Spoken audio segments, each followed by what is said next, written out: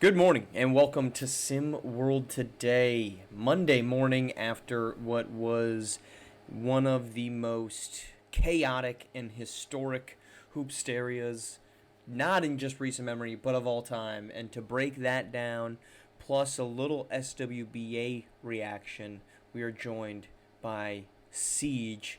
Good morning, Siege. What a weekend, I think, is about the only way to truly sum it up.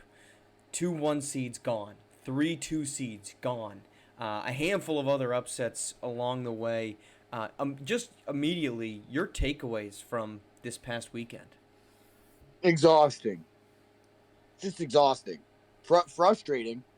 Not from a sense of like, oh man, I really wanted them to win, but almost just frustrating from a standpoint of like, well, like what's good? Like what's going on? As much as, and look, Marsh, I'm an upset guy. I'm an Sure. upset guy. Nobody likes a good upset like me. I'll tell you that. I love rooting for the little guys. I Yeah, love, the Virginia win over Virginia Tech. I'll tell you what, that was good. generation generational. That was But it's good. almost a little crazy. I was looking forward to seeing some like high octane like program matchups. I Yeah, was looking forward to maybe seeing Texas take on Georgetown. Maybe yeah. looking forward to seeing Georgetown take on anyone else, or Texas taking on Memphis. anyone else. And Memphis, Yeah, yeah, Memphis was looking forward to it. Or even Kentucky, seeing Kentucky take on a Corey Yams, or seeing Jamison Johnson and Sherwood potentially match up. None of it. Nope. We're gonna get upsets, and that's all we're gonna get, buddy. yeah. I'm quite. I mean, I've made my stance on this, and I think people probably think I hate upsets because I like trust me. I'm turning it on. I'm saying, give me give me the juice. Like if we walked away and our upsets were like, let's say we got Wichita State upsetting Georgetown, and that was like our Awesome. 115 seed. I'm on board with it, right? Um, if you look at the East region where Duke, St. Mary's, Villanova, Maryland, Louisville, St. John's, all chalk, and then we get Oklahoma, SMU. I'm on like, okay, nice. We're gonna get a 12 That's or a awesome. 13 seed in the Super 16, probably against Duke, maybe St. Mary's, but probably Duke. I like that. What is Suno Chapa? What is Yeah. Cam Jones gonna do? The East region is, in my opinion, hoopsteria perfection. The big dogs are still there. The teams Arkansas and Georgia Tech, excuse me, kind of we fluttered on all season long, but like the good teams are still standing.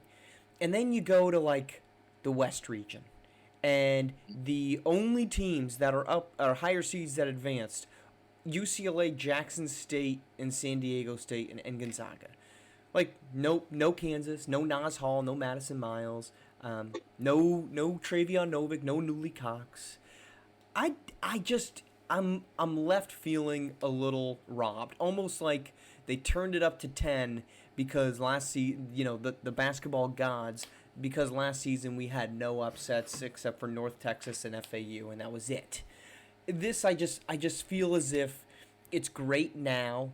It's great, and it's one of those things where it's like, it's if you like Christmas a lot, but you don't need it every day, and that's kind of what the Yeah. opening weekend of Hoopsteria kind of felt like.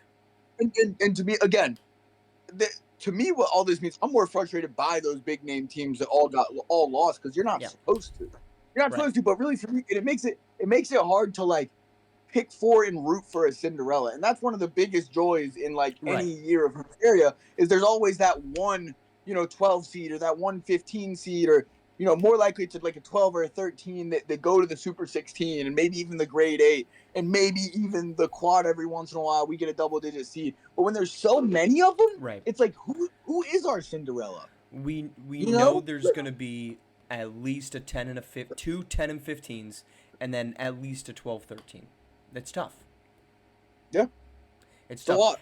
Um how do you feel, this is not one of the topics I gave you, so spring it on you. How do you feel about all the drama that came out of the Kansas locker room and the South Carolina locker room, with some of the, let's call them dissenters, with like just how public it was and how like chaotic it seemed in both of their losses. You know what? I'd really like to touch on the Kansas outburst, the Charles Pinkert outburst. Mm-hmm. One of the statements that I heard rumored that wasn't necessarily super public was that you bring in 2 freshmen, and you bring in 2 good freshmen, you should utilize them both. I've got a really harsh reality check for this kid, Charles Pinkard. I spoke to him a couple times. When he was a prep basketball player. Really a nice kid and really a great kid, and he is a good basketball player. But you chose to play at the University of Kansas. Yeah. And you know what?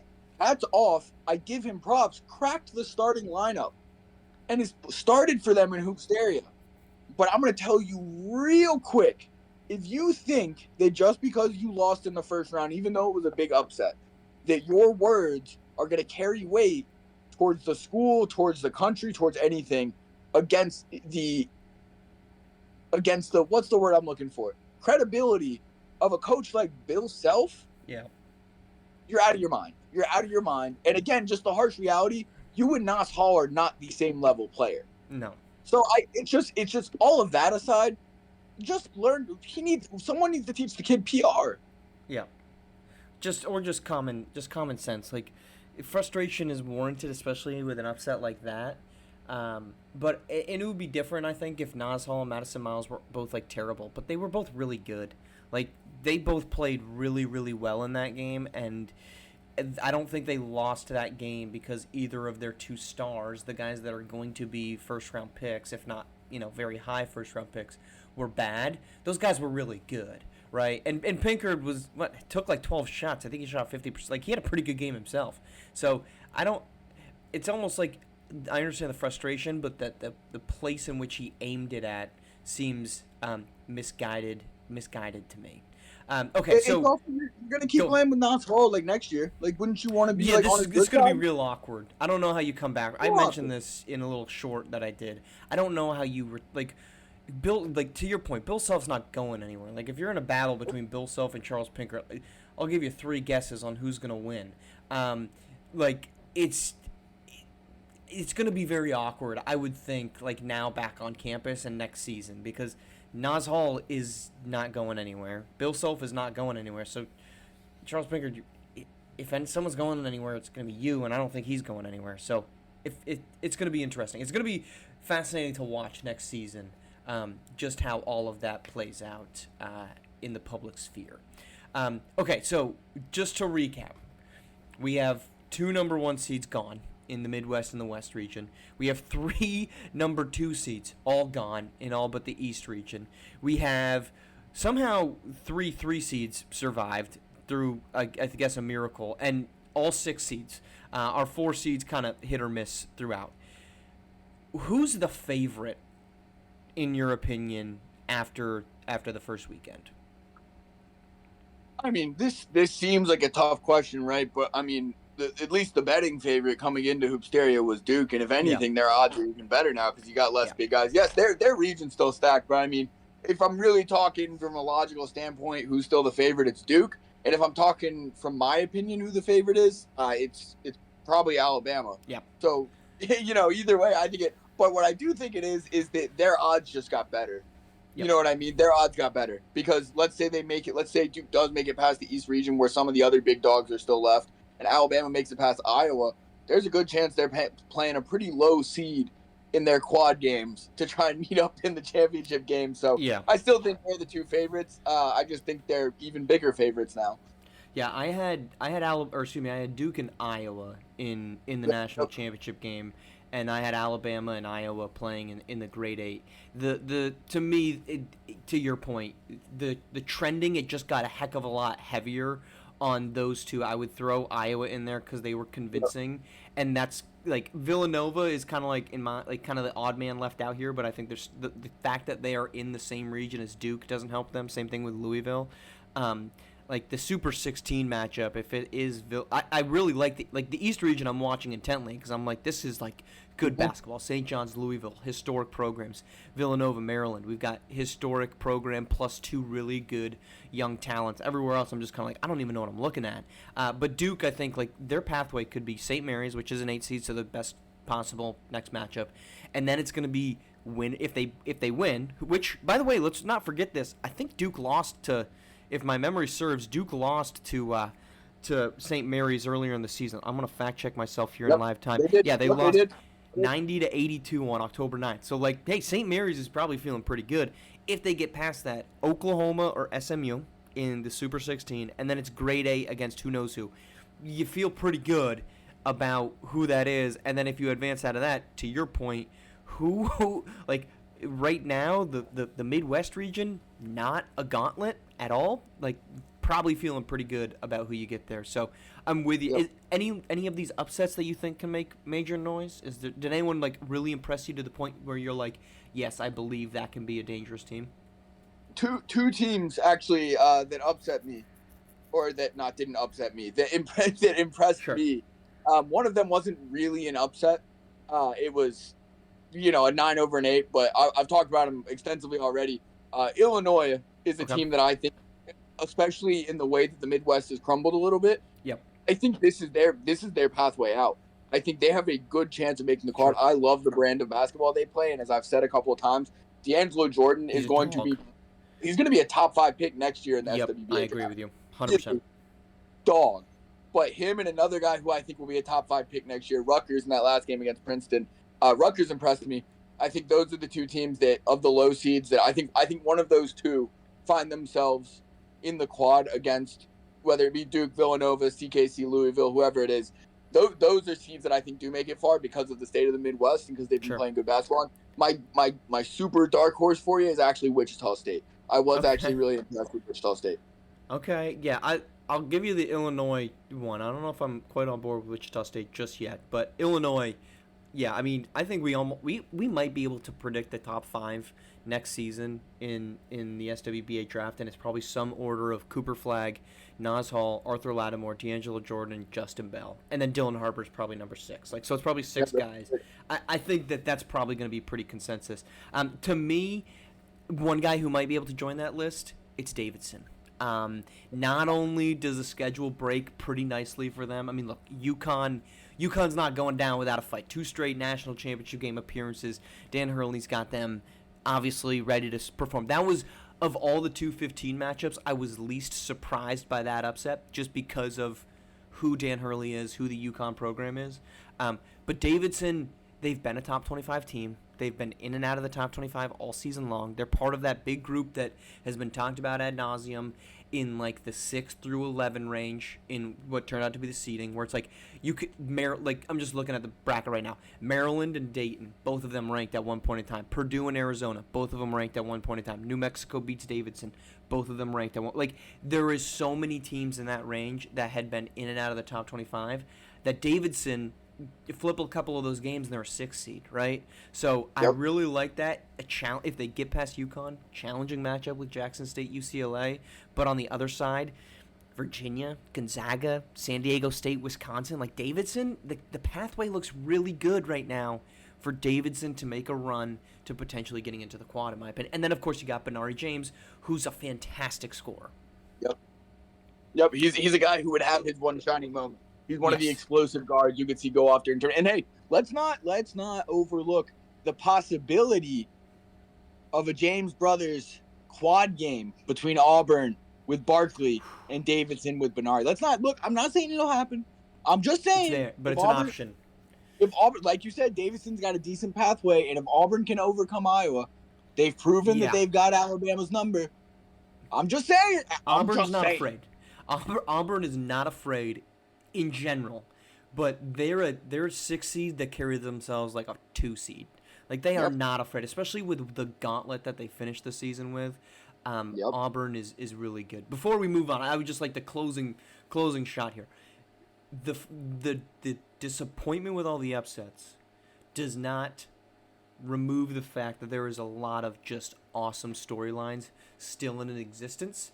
It's just they're not quite as awesome as they could have been. Because, like, a Jamison Johnson versus Corey Yams matchup would have been entertainment if Kentucky hadn't lost, right? So it's disappointing, but the storylines, to your point, a James Brothers reunion in the quad or an Auburn-Alabama rematch round like 4 in the grade 8, Miami, the defending national champions, won't go down without a fight.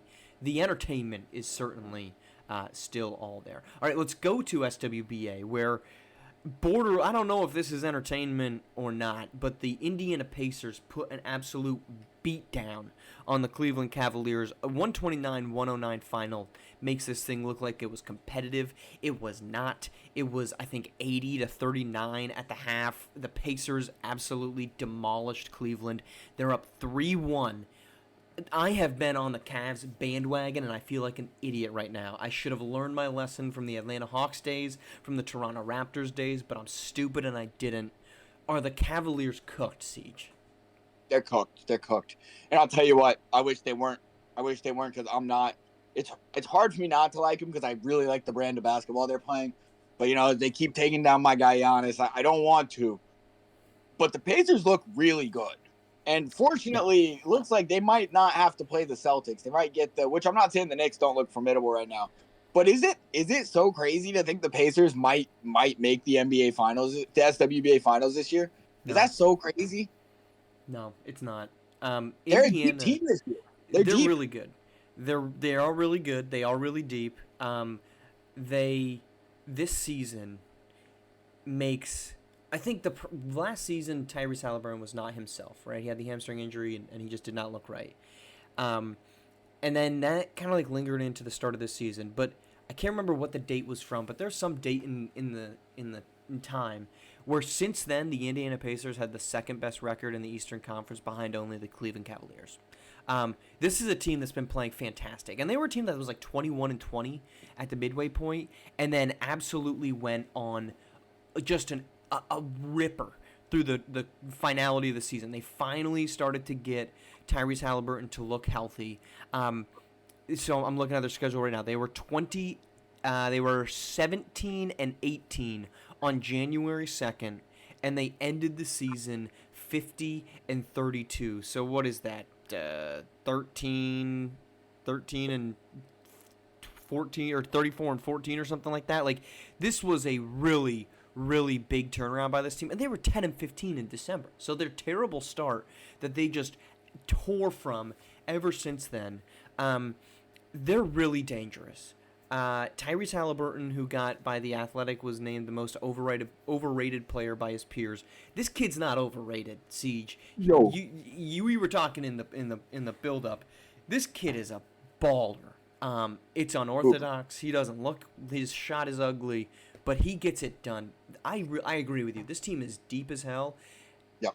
I think they could be a championship caliber team, especially if they're dealing with New York and not Boston.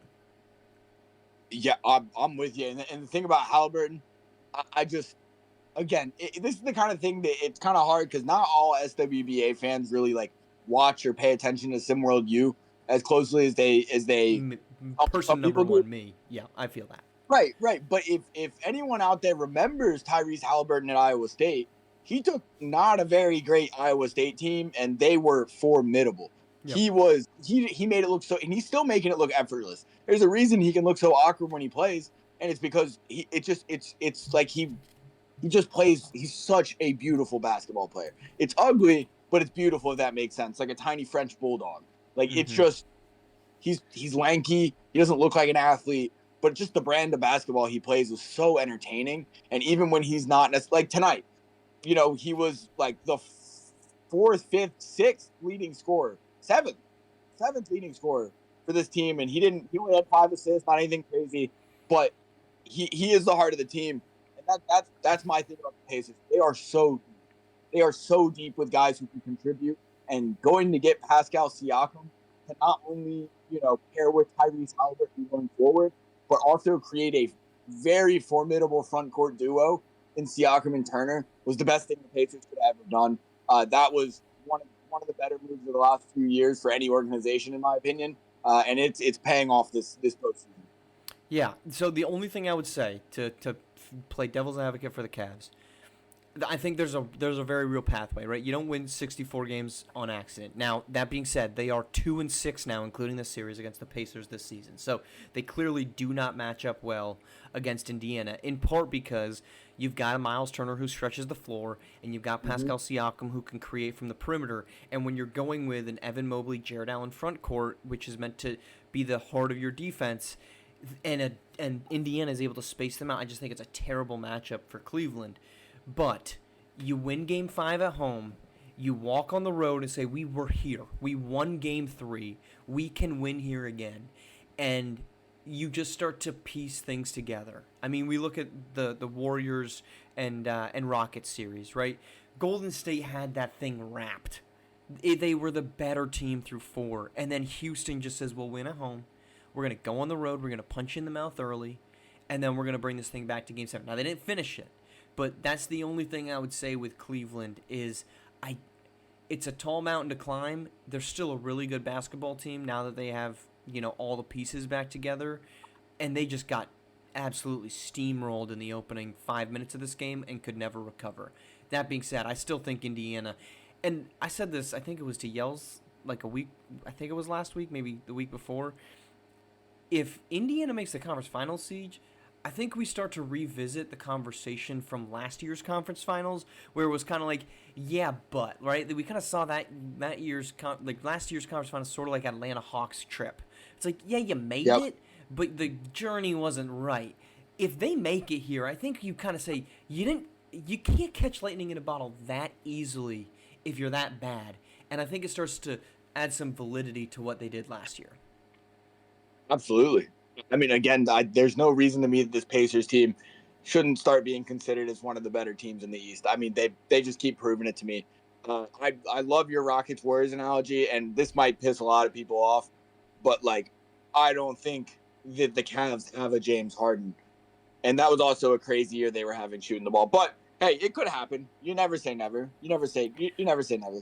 Donovan Mitchell has had 2 40-point games in this series, so. I mean, he did not play James last Harden. night. He's just not James Harden. Not yet. I'm still. Well, I mean, he did do a James Harden 3 for 11 stat line in a massive game, so maybe he is James Harden. You know what? James Harden does not always finish well himself. Well, that's a good point. But let me know when Donovan Mitchell becomes a VIP Diamond member at Magic City, and we'll talk. That is a prerequisite, and I don't know that Donovan Mitchell quite has that. I don't think his personality is falling to that standard. He doesn't have the aura. No, or whatever other things that James Harden has left with beyond a membership to that club. All right, Siege, great talking to you. We've got more SimWorld U action coming up this week. Starts tomorrow, starts on Tuesday with Duke and St. Mary's, and then we'll be back with you on Monday to recap what is just a nonstop trek through Hoopsteria. All of it concludes here at the end of the month on May 20th. There are no days off, Siege. There's 2 days off, so technically there's days off. But there's no days off here. May 17th and then a couple days between the Grade 8 and the Quad. That's it. It is a full-scale assault towards the finish line. Look forward to having you back on, Siege. Appreciate you coming on. Sure. And appreciate everyone here tuning in on SimWorld TV. The only place you can see the game, be the game.